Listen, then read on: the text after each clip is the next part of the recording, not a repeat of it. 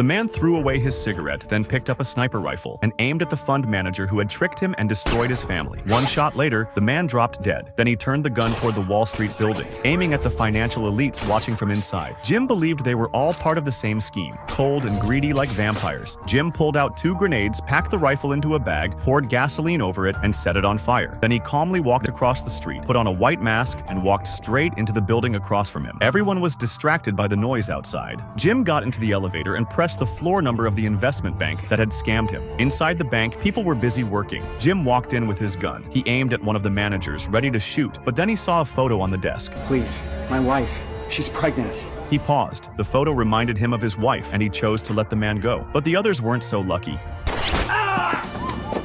Get back to your wife and be thankful, you prick.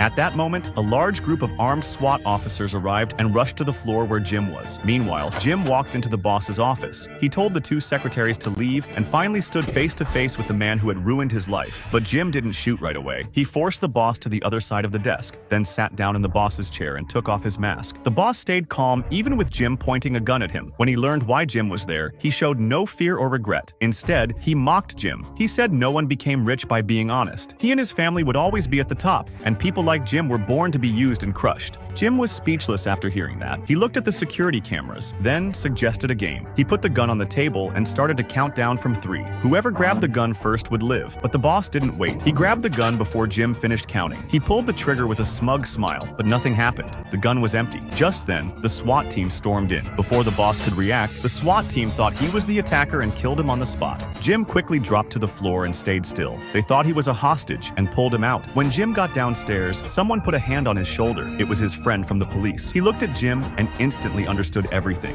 But instead of asking questions, he gave Jim a firm look and walked him out.